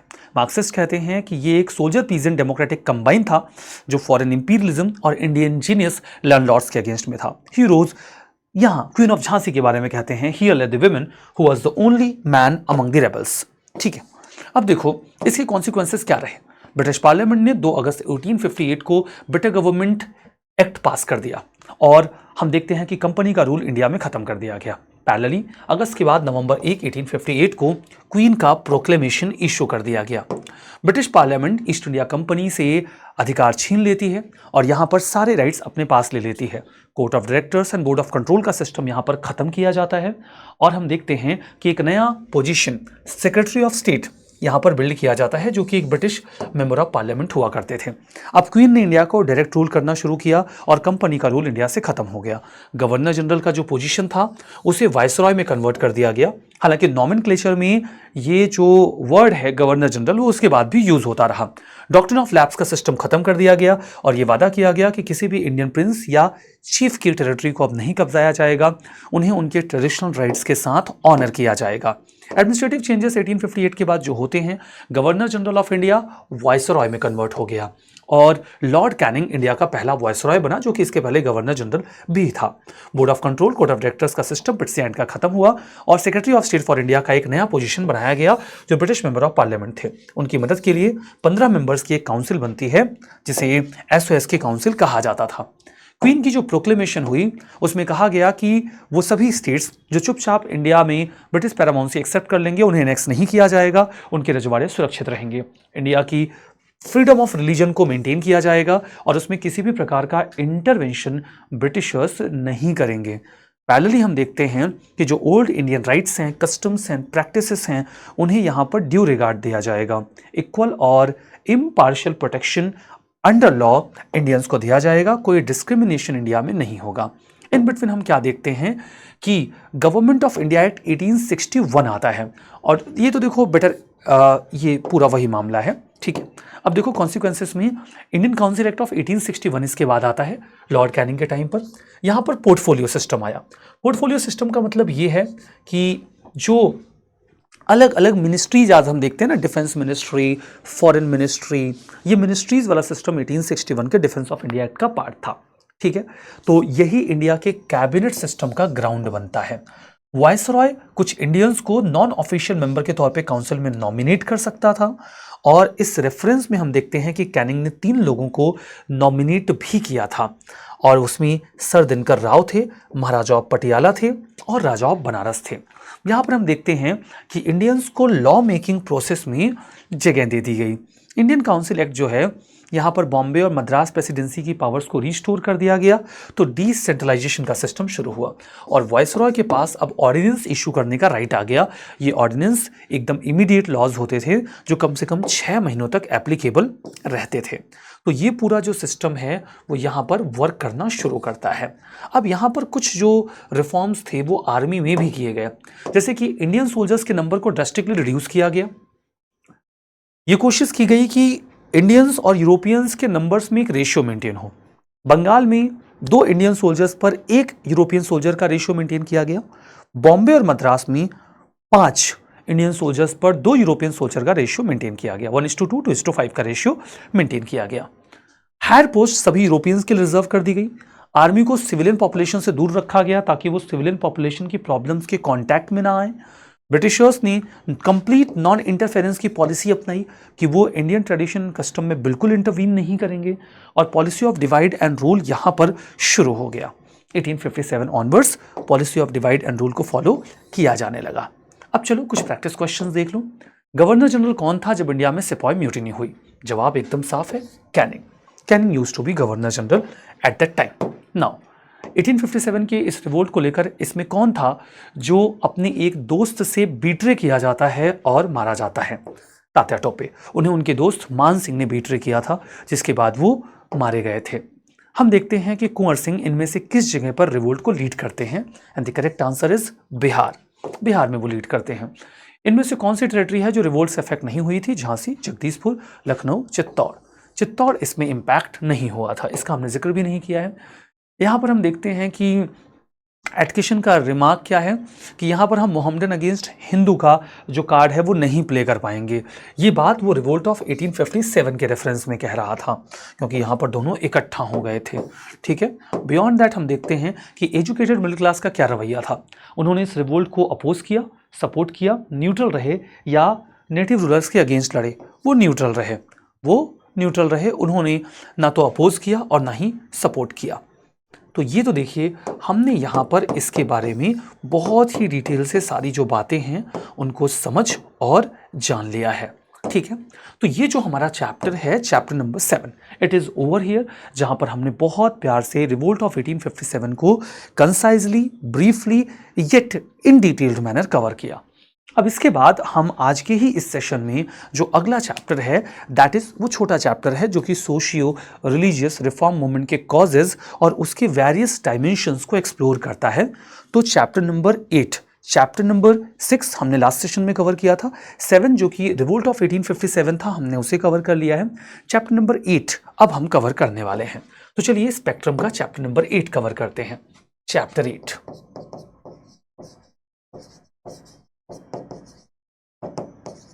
चैप्टर 8। और जो चैप्टर 8 है ये बहुत ही ब्रीफ चैप्टर है।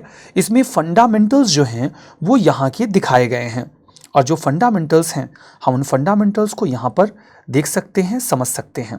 ठीक है, तो हम इन फंडामेंटल्स को यहाँ पर कवर करने की कोशिश करेंगे चैप्टर नंबर 8 में। और बाकी जो अलग अलग रिफॉर्म मूवमेंट्स हैं उनके बारे में जो हमारी बातें होंगी वो तो नेक्स्ट चैप्टर में होंगी। तो chapter number 7 revolt of 1857 has been done. अब हम यूनिट 4 में आ गए हैं। यूनिट 4 में चैप्टर नंबर 8 है socio religious reform movement general features. Unit 4 reform movement. तो ये क्या है? Unit 4। Unit 3 is over. Unit 4, इस यूनिट 4 का नाम क्या है? Reform movement.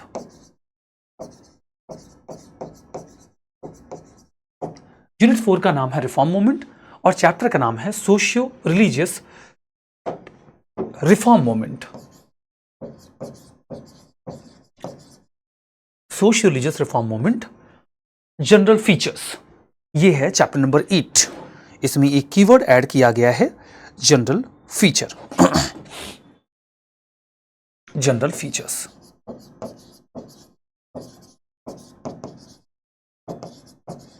तो चलिए चैप्टर नंबर 8 भी हम आज ही कवर कर लेते हैं। छोटा चैप्टर है क्योंकि अगला चैप्टर बड़ा होगा जब हम उस पर बातचीत करेंगे। तो हम जनरल फीचर्स के बारे में यहाँ पर बातचीत करेंगे।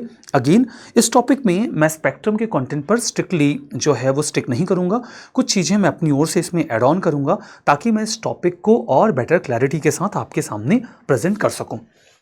जब हम इस टॉपिक को शुरू करते हैं तो मैं आपको बता देता हूँ कि सोशियो रिलीजियस रिफॉर्म मूवमेंट के इस टॉपिक को हम कैसे अप्रोच करेंगे। जब हम इस टॉपिक को अप्रोच करते हैं ना, तो यहाँ पर इस अप्रोच करते वक्त सबसे पहले तो हम इस टॉपिक के फंडामेंटल्स पढ़ेंगे। इस टॉपिक के फंडामेंटल में हम पढ़ेंगे ये रिफॉर्म मूवमेंट जो है वो किस पर्सपेक्टिव से शुरू होते हैं, इनका जो बैकग्राउंड है, how does this background work, इसका आइडियोलॉजिकल बेस क्या है, जब 19वीं सेंचुरी में रिफॉर्म मूवमेंट शुरू होते हैं तो उस समय किस प्रकार के सोशल एविल्स इंडिया में प्रेजेंट हुआ करते थे, हम ये सारी चीज़ें इसमें कवर करेंगे। हम इस पूरे टॉपिक को टोटल 4 हिस्सों में डिवाइड करेंगे। Hindu reform movement, Muslim reform movement, Parsi reform movement और Sikh reform movement. Hindu reform movement इस चैप्टर का सबसे बड़ा हिस्सा होगा क्योंकि इंडिया की जो लार्जर आबादी है वो हिंदू है और रिफॉर्म के एफर्ट्स भी ज़्यादा किए गए हैं। तो चूंकि हिंदू रिफॉर्म मूवमेंट बहुत बड़ा होगा तो हम इसे रीजनल सेग्रीगेशन दे देते हैं। रीजनल सेग्रीगेशन में हम इसे डिवाइड कर देते हैं बंगाल, बॉम्बे, साउथ इंडिया और ऑल इंडिया लेवल पे, ठीक है। फिर 20% हिस्सा मुस्लिम रिफॉर्म मूवमेंट में जाएगा। हम 4 मुस्लिम रिफॉर्म मूवमेंट्स यहाँ पर कवर करेंगे इन जनरल। फिर हम बात करेंगे पारसी रिफॉर्म मूवमेंट और सिख रिफॉर्म मूवमेंट के बारे में। तो सिख रिफॉर्म मूवमेंट और पारसी रिफॉर्म मूवमेंट इस चैप्टर का 5-5% हिस्सा होगा। तो ये जो बातें हैं ना, Hindu reform movement, Muslim reform movement, Parsi reform movement और सिख रिफॉर्म मूवमेंट, ये चैप्टर नंबर 8 में नहीं आएगा, ये चैप्टर नंबर 9 में आएगा। तो इसे हम लोग नेक्स्ट सेशन में कवर करेंगे। आज के सेशन में हम फंडामेंटल्स ऑफ टॉपिक कवर करेंगे जो आगे इस पूरे टॉपिक का बेस तैयार करेंगे। जब हम फंडामेंटल्स ऑफ टॉपिक की बात करते हैं तो फंडामेंटल्स में मुझे मेजरली आपको 5 बातें बतानी हैं। सबसे पहले तो मैं इन रिफॉर्म्स मूवमेंट के शुरू होने के पीछे क्या रीजंस रिस्पॉन्सिबल थे, सबसे पहले तो आपको रीजंस बताता हूं। रीजंस के बाद मैं आपको इसका आइडियोलॉजिकल बेस बताता हूं। आइडियोलॉजिकल बेस के बाद मैं बताता हूं कि ये 2 टाइप्स के हुआ करते थे, इनके 2 टाइप्स कौन से थे। अगला पॉइंट मैं बताऊंगा कि क्या हम इसे इंडियन रेनेसा कह सकते हैं, how it was an Indian Renaissance. और अगला पॉइंट ये है कि अगर हम रिफॉर्म्स की बात करने वाले हैं, we must know about the problems. उस समय एग्जैक्टली प्रॉब्लम्स कौन सी थी। Unless we will be aware about the problems we can not be sure about the solutions. तो हम ये 5 पॉइंट्स यहाँ पर देखने वाले हैं। So what are these 5 points? First of all, we will be understanding about the reasons why these reform movements started. Secondly, इस reform movement का आइडियोलॉजिकल बेस क्या रहा। Thirdly, इसके 2 टाइप्स कौन से हैं। चौथा, कि इसका जो एक बेस है क्या ये रेनेसा कहा जा सकता है। और पांचवा, कि उस समय सोसाइटी में कौन कौन सी प्रॉब्लम्स एग्जिस्टेंस में थी। तो हम इन सभी 5 पॉइंट्स को डिटेल में एक्सप्लेन करते हैं, इन्हें आप दिमाग में बिठाने की कोशिश करिए। सबसे पहले इनके रीजंस, दूसरे नंबर पे इसका आइडियोलॉजिकल बेस, तीसरे नंबर पे इसके टाइप्स, चौथे नंबर पे क्या ये रेनेसा है और 5वें नंबर पे हम समझेंगे कि प्रॉब्लम्स इन 19वीं सेंचुरी। ठीक है, तो चलिए एक एक करके इस पर आगे बढ़ते हैं। सबसे पहले तो मैं बताता हूं सोशियो रिलीजियस रिफॉर्म मूवमेंट के reasons. What were the reasons of socio religious reform movement. जब हम रीजंस की बात करते हैं ना, तो आप देखो, पहला रीजन था ब्रिटिशर्स का यहां होना। ब्रिटिशर्स यहाँ थे, ये एक बहुत बड़ा रीजन था इस सोशियो रिलीजियस रिफॉर्म मूवमेंट का। हाउ? उनका यहाँ होना इंडियंस के लिए एलियन था और वो इंडिया के अलग अलग तरीके से कस्टम्स एंड ट्रेडिशंस में इंटरवीन करते थे। तो सबसे पहले तो British presence, their alien character, their outsider character and their intervention in British policies and their intervention in Indian British policies which were intervening in Indian culture and tradition. दूसरा, spread of modern western education. During the course of time, India में education का spread हुआ तो हमें ये बातें समझ आने लगी कि क्या सही है क्या गलत है। हम देखते हैं किसी सीक्वेंस में मिडिल क्लास का राइज हुआ। मिडिल क्लास का राइज हुआ, जो पॉपुलेशन पढ़ लिख गई वो प्रोफेशनल क्लास या मिडिल क्लास में कन्वर्ट हुई, वो प्रोफेशनल क्लास या मिडिल क्लास में कन्वर्ट हुई। तो हम देखते हैं कि ब्रिटिशर्स ने सबसे पहले तो एलियन रूल इंडिया में स्टैब्लिश किया और उनकी पॉलिसीज हमारे कस्टम्स में, ट्रेडिशंस में इंटरवीन कर रही थी। उनकी जो इंटरवीनिंग पॉलिसी थी उसने हमारे सामने एक अपॉर्चुनिटी भी प्रेजेंट की कि हम उनके कल्चर और उनकी एजुकेशन को समझ सकते हैं। तो हमने मॉडर्न वेस्टर्न एजुकेशन अवेल की, और जब हमने मॉडर्न वेस्टर्न एजुकेशन अवेल की तो उसके ज़रिए इंडिया में एक मिडिल क्लास का इमर्जेंस हुआ। ये जो मिडिल क्लास इमर्ज हुआ, ये सोशियो रिलीजियस इवल्स को लेकर ज़्यादा अवेयर था। जैसे हमने तो कभी ये माना ही नहीं कि इंडिया में कोई प्रॉब्लम है भी, लेकिन इस सीक्वेंस में हमने इस चीज़ को एक्नॉलेज किया कि नहीं भाई, इंडिया में प्रॉब्लम है।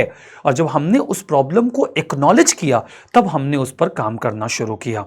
ठीक है, तो देखो, सबसे पहले ब्रिटिश प्रेजेंस, उनकी इंटरवीनिंग पॉलिसीज, और उन्होंने हमें एक अपॉर्चुनिटी प्रेजेंट की कि हम मॉडर्न वेस्टर्न एजुकेशन लें। तो हमने मॉडर्न वेस्टर्न एजुकेशन लिया। जब हमने मॉडर्न वेस्टर्न एजुकेशन लिया तो उसके चलते इंडिया में एक मिडिल क्लास इमर्ज हुआ। जो मिडिल क्लास इमर्ज हुआ वो सोशल एवल्स को लेकर ज़्यादा अवेयर था, वो समझता था क्या गलत है क्या सही है, हमने एक्नॉलेज किया। अब जो वो सोशल एवल्स को लेकर इनके मन में एक्नॉलेजमेंट आई, उस एक्नॉलेजमेंट के पैरेलली कई तरीके के newspapers and various types of literatures were getting published. तो प्रेस का डेवलपमेंट हुआ, लिटरेचर्स पब्लिश होने लगे, और इनके जरिए ये कॉन्शियसनेस डेवलप होने लगी कि क्या गलत है क्या सही है। और इसके अलावा जो यूरोपियन एलिमेंट थे रेनेसा के, वो भी इंडिया में आने लगे इन लिटरेचर्स के जरिए। तो लार्जली आप 5 चीज़ें दिमाग में रखो, और वो भी एक फ्लो में दिमाग में रखो। इसे भी आप एक फ्लो में दिमाग में रखो। आप इसे फ्लो में कैसे दिमाग में रख सकते हो कि ब्रिटिश प्रेजेंस, उनका एलियन कैरेक्टर और उनकी इंटरवीनिंग पॉलिसीज, उसने एक अपॉर्चुनिटी दी कि हम मॉडर्न वेस्टर्न एजुकेशन अवेल करें। मॉडर्न वेस्टर्न एजुकेशन ने एक मिडिल क्लास का इमर्जेंस दिया। मिडिल क्लास सोशल लेवल्स को लेकर अवेयर है, और जब ये सोशल लेवल्स को लेकर अवेयर है तो ये कई तरीके के लिटरेचर्स एंड पब्लिकेशंस में जाता है, प्रेस की मदद लेता है, और लोगों में अवेकनिंग जनरेट करता है about rights and about wrongs. और ये हमें एक मौका देता है कि हम रिफॉर्म्स कर सकें। तो ये आपको समझ में आ गया, what were the reasons. Now you are well aware about the reasons. अगर आप इन रीजंस को लेकर वेल अवेयर हैं तो अब हम बात करेंगे इसके आइडियोलॉजिकल बेस को लेकर। जब हम इसके आइडियोलॉजिकल बेस की बात करते हैं तो मामला यह है, जो आप बात कर रहे हैं इसके पीछे आपकी सोच क्या है। बात तो आप ठीक कर रहे हैं, लेकिन बात जो आप कर रहे हैं उसके पीछे की सोच भी तो हमें पता होनी चाहिए।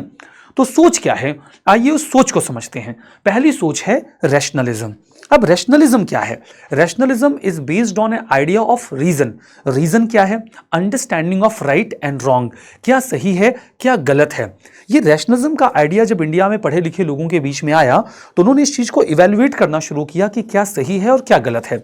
सही और गलत की पहचान हमारे पास 5 सेंसेस हैं, हम उससे करते हैं, और ये मानते हुए कि ये 5 सेंसेस हमें हमेशा सही जानकारी नहीं देती हैं, और ये एम्पिरिकल एविडेंस पर बेस्ड होता है। रैशनलिज्म सिंपली कहता है कि जो सही है उसे मानो, जो साबित किया जा सकता है उसे मानो, जो साबित नहीं किया जा सकता उसे मत मानो। दूसरा आइडिया आता है ह्यूमनिज्म का। दूसरा आइडिया जो ह्यूमनिज्म का है वो क्या कहता है? Human must be at the centre. आप जो कुछ भी बात करें ह्यूमन को सेंटर में रख के करें। अरे भाई, ह्यूमन सेंटर में नहीं होता तो कौन सेंटर में होता है? पहले रिलीजन सेंटर में होता था, चर्च सेंटर में होता था, गॉड सेंटर में होते थे। भगवान ये चाहते हैं इसलिए तुम करो। नहीं नहीं नहीं नहीं, इंसान क्या चाहता है? ह्यूमन वर्ल्डली अफेयर्स का सेंटर होना चाहिए। ये डिविनिटी के अगेंस्ट में था कि डिविनिटी कुछ नहीं होती। ठीक है, ह्यूमनिज्म इंडिविजुअलिज्म को जन्म देता है जो कम्युनिटी वैल्यूज को काउंटर करता है। थर्ड नंबर पे आता है रिलीजियस यूनिवर्सलिज्म, जो कहता है कि दुनिया के सभी रिलीजन में जो फंडामेंटल बातें हैं वो एक ही हैं। फंडामेंटल बातें जो हैं वो एक ही हैं। और फिर अगला पॉइंट आता है सेक्युलरिज्म।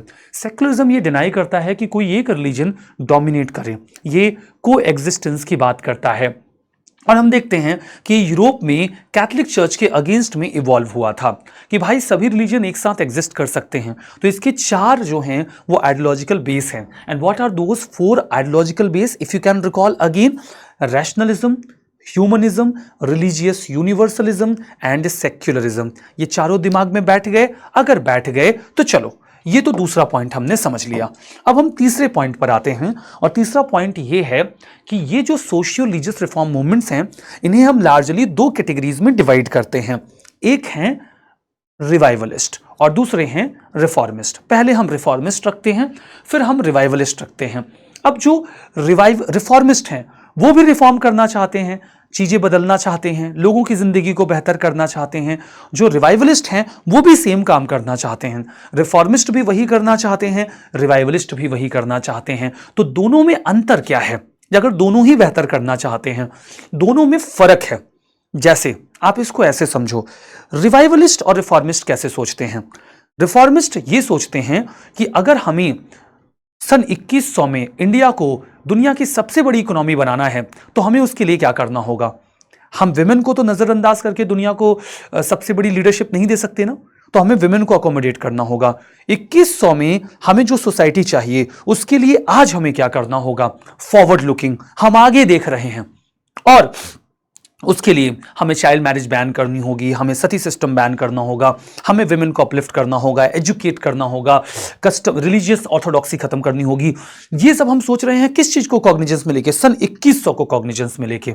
वही जो रिवाइवलिस्ट हैं वो कहेंगे कि आज की सोसाइटी में बहुत गड़बड़ी है और हमें इस सोसाइटी को बेहतर करना है, लेकिन हम कैसे करें? आज से 3000 साल पहले जाते हैं, वैदिक एज में जाके सोचते हैं उस समय सोसाइटी कैसी थी, उस समय जैसी सोसाइटी थी वैसी ही सोसाइटी आज बना देते हैं। उस समय विमेन को राइट थे एजुकेशन के, पॉलिटिकल रिप्रेजेंटेशन का, वो सोसाइटी हम वापस से रिवाइव कर देते हैं। तो दोनों ही रिफॉर्म करना चाहते हैं। फर्क क्या है? रिफॉर्मिस्ट आगे देखते हैं, रिवाइवलिस्ट पीछे देखते हैं। रिफॉर्मिस्ट आगे देखते हैं, रिवाइवलिस्ट पीछे देखते हैं, और ये फर्क है दोनों में। यही इनके थॉट प्रोसेस का फर्क है। ये कहते हैं कि जो रिफॉर्म हो वो रैशनलिज्म पर बेस्ड हो। जो रिफॉर्मिस्ट हैं वो कहते हैं भाई अपना दिमाग लगा लो, जो सही लगता है मानो, जो नहीं लगता है छोड़ो, जो सही लगता है मानो, जो नहीं लगता है छोड़ो। यानी कि प्रिंसिपल ऑफ रैशनलिज्म। ये प्रोग्रेसिव सोसाइटी की बात करते हैं, जो मैंने कहा ये बात करते हैं रैशनलिज्म की, राइट एंड रॉन्ग की, और ये बात करते हैं प्रोग्रेसिव सोसाइटी की। ये फॉरवर्ड लुकिंग है, they are forward looking, modern और फॉरवर्ड लुकिंग है। अगर आप इनके एग्जाम्पल्स लोगे तो ब्रह्मो समाज मिलेगा और अलीगढ़ मूवमेंट मिलेगा। एक मुस्लिम एक हिंदू ले लो। वहीं रिवाइवलिस्ट में देखो, ये रैशनलिज्म की बात करते हैं, ये रिलीजियस रिवाइवलिज्म की बात करते हैं। ये बात करते हैं रैशनलिज्म की, आर से रैशनलिज्म, आर से रिलीजियस रिवाइवलिज्म। और रिलीजियस रिवाइवलिज्म में जहां ये लोग जो हैं ये प्रोग्रेसिव हैं, ठीक है, वहीं पर ये पास्ट में जाकर देखते हैं पुरानी वैल्यूज को। ये प्रोग्रेसिव हैं, मतलब ये आगे सोचते हैं, ये पीछे जाकर सोचते हैं। ठीक है, हम देखते हैं कि ये पास्ट के जो रिफॉर्म्स हैं, जहां ये लोग फॉरवर्ड लुकिंग है, ये बैकवर्ड लुकिंग है, ये फॉरवर्ड लुकिंग है, ये बैकवर्ड लुकिंग है। ठीक है, ये जो हैं प्रोग्रेसिव हैं, ये पीछे के पास्ट के अच्छे एलिमेंट्स आज रिवाइव करना चाहते हैं।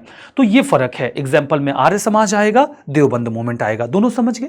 दोनों के बीच का फर्क आप समझ गए? रिफॉर्मिस्ट रैशनलिस्ट हैं, तो रिवाइवलिस्ट जो हैं वो पास्ट के जो एलिमेंट्स हैं उनको रिवाइव करना चाहते हैं। ये रैशनलिस्ट हैं और ये पास्ट की वैल्यूज को रिवाइव करना चाहते हैं। ठीक है, revival of the elements of past. यहां पर ये फॉरवर्ड लुकिंग है, ये बैकवर्ड लुकिंग है। ये चाहते हैं कि सोसाइटी प्रोग्रेसिव बने, ये चाहते हैं कि पीछे जो सोसाइटी है हम उसे रिवाइव कर ले जाएं। ये फर्क हमें यहां देखने को मिलता है। अब हम देखते हैं कि क्या ये इंडियन रेनेसा है। वर्ल्ड हिस्ट्री में आप जब रेनेसा का टॉपिक पढ़ लेते हैं तो इस मुद्दे को समझना आसान होता है। रेनेसा एक समय था 14 से 16 सेंचुरी का यूरोप में, जहां पर वहां की सोसाइटी बहुत तेजी से बदली। इंडिया में ये चेंजेस 200 साल बाद आए। जो वहां हो रहा था, क्या वही 200 साल बाद 1800 के बाद इंडिया में हुआ क्या? हाँ जी। और अगर वही हुआ तो इसे आप इंडियन रेनेसा कह सकते हो। जैसे जब वहां पर रेनेसा आया तो क्या हुआ? वहां पर रेनेसा आया तो सबसे पहले तो लोगों ने अपने दिमाग से सोचना शुरू किया, तो रैशनलिज्म आया, ह्यूमनिज्म आया और रिलीजियस यूनिवर्सलिज्म के साथ क्रिटिकल थिंकिंग आई। जो गलत है लोगों ने उसे गलत बोलना सीखा। सबसे पहले तो फंडामेंटल प्रिंसिपल्स इवॉल्व हुए। लगभग यही फंडामेंटल प्रिंसिपल्स इंडिया में आ गए। हम देखते हैं कि जब वहां पर रेनेसा आया तो रिलीजन में रिफॉर्म शुरू हुआ। रिलीजन में रिफॉर्म शुरू होने का मतलब है वहां पे प्रोटेस्टेंट रिलीजन आया और कैथोलिसिज्म को काउंटर किया गया। सेम इंडिया में हो रहा है, रिलीजन में रिफॉर्म हो रहे हैं। रिलीजन में रिफॉर्म होने के साथ साथ सोशल और इंडिविजुअल फ्रीडम की बात की गई। वहां पे सोशल और इंडिविजुअल फ्रीडम पर जोर दिया गया। वही सोशल और इंडिविजुअल फ्रीडम पर यहां पर जोर दिया जाने लगा। पहले हम हम देखते हैं कि वहां पर बहुत सारे लिटरेचर्स एंड प्रेस डेवलप हुए, यहां पर भी प्रेस और लिटरेचर का डेवलपमेंट हुआ। वहां पर मॉडर्न एजुकेशन फ्लरिश हुई, यहां पर भी मॉडर्न एजुकेशन फ्लरिश हो रही है। वहां पर भी आर्ट का डेवलपमेंट हुआ और यहां पर भी आर्ट का डेवलपमेंट शुरू हुआ। तो आप इसे इस दिमाग से समझो कि सबसे पहले तो यूरोप में जब रेनेसां शुरू हुआ तो वहां पर आइडियोलॉजीज आई, रैशनलिज्म, ह्यूमनिज्म, यूनिवर्सल ब्रदरहुड, वो सारा कॉन्सेप्ट इंडिया में आ रहा है। सेकंड नंबर पे वहां पे रिलीजन में रिफॉर्म हुआ, कैथोलिसिज्म एंड प्रोटेस्टेंटिज्म। यहां पर आप देखो रिलीजन में रिफॉर्म शुरू हो रहा है। वहां पे सोशल और इंडिविजुअल फ्रीडम की बात की जाने लगी, यहां पर सोशल और इंडिविजुअल फ्रीडम की बात की जाने लगी। वहां पर मॉडर्न एजुकेशन प्रमोट किया जाने लगा, नेचुरल एजुकेशन। यहां पर नेचुरल साइंसेस को प्रमोशन मिलना यहां पर शुरू होता है।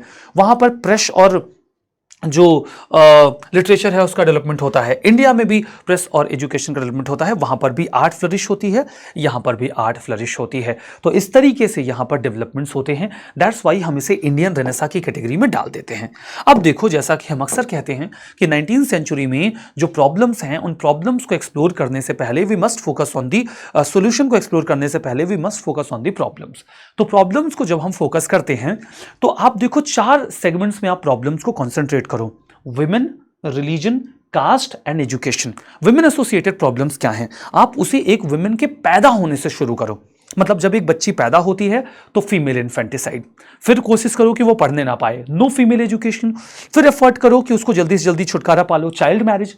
चाइल्ड मैरिज करने जाओगे तो डाउरी देना पड़ेगा, डाउरी से बचना है तो पॉलीगेमी प्रैक्टिस कर लो, मतलब ऐसे इंसान से शादी कर दो जिसकी पहले से हुई है, दहेज नहीं लेगा। या फिर कुलीनिज्म फॉलो करो, वो जो एल्डर लोग होते थे जो छोटी बच्चियों से शादी करते थे वो दहेज नहीं लेते थे, तो कुलीनिज्म फॉलो करो। अब बच्ची की शादी हो गई तो प्रॉब्लम रिजॉल्व नहीं हो गई, अब उसको वहां पे ससुराल में जाके पर्दा प्रैक्टिस करना पड़ेगा। हस्बैंड मर गया तो सती कर देंगे, उसको जान से मार देंगे। सती अगर नहीं भी हुई, विडो बच गई, तो उसे सैंक्टिटी ऑफ विडोहुड फॉलो करना पड़ेगा, यानी कि वो पवित्रता फॉलो करे। प्लस उसकी रिमैरिज कभी नहीं करवाई जाएगी, उनको कोई प्रॉपर्टी राइट नहीं दिए जाएंगे। कुछ और भी सिस्टम थे, देवदासी सिस्टम था साउथ इंडिया में, और चरण पूजा हुआ करती थी जहां पे वैष्णवाइट सेक्ट के जो महंत होते थे वो गुजरात के रीजन में चरण पूजा के नाम पे विमेन को सेक्सुअली एक्सप्लॉइट करते थे। इस थीम पर एक मूवी आई है महाराज नाम से, बड़ी प्यारी मूवी है, आपको वक्त मिले तो आप देख सकते हो। रिलीजन की बात करते हैं तो रिलीजन में ये लोग प्रॉब्लम मानते हैं पॉलीथिज्म, मतलब एक से ज्यादा भगवान की पूजा करना। पॉलीथिज्म कैसे बाकी की प्रॉब्लम्स को जन्म देता है? अगर पॉलीथिज्म है तो फिर आप देखो इनकारनेशंस होंगे, क्योंकि कई सारे गॉड्स एंड गॉडेसेस हैं। ये कई सारे गॉड्स एंड गॉडेसेस कहां से आ रहे हैं? क्योंकि एक ही गॉड के कई सारे इनकारनेशंस हैं। इनकारनेशंस अगर इतने सारे गॉड्स एंड गॉडेसेस हैं तो आपको सभी को सेग्रीगेट एंड आइडेंटिफाई करने के लिए आइडल्स बनानी पड़ेंगी, तो आइडोलेट्री आएगी। और जब आइडोलेट्री आएगी ना, जब आइडोलेट्री आएगी तो हर गॉड की जो पूजा करने की प्रैक्टिस होगी वो अलग अलग होगी और वो आप याद नहीं रख पाओगे। तो रिलीजियस स्क्रिप्चर्स आएंगे जिसमें सबको स्पेसिफाई करके लिखा होगा कि किसको कैसे वर्शिप करना है। अब जब रिलीजियस स्क्रिप्चर्स लिख जाएंगे तो वो आपको समझ नहीं आएंगे, तब आपको प्रीचली क्लास की मदद की जरूरत पड़ेगी और फिर वो डोमिनेट करेंगे।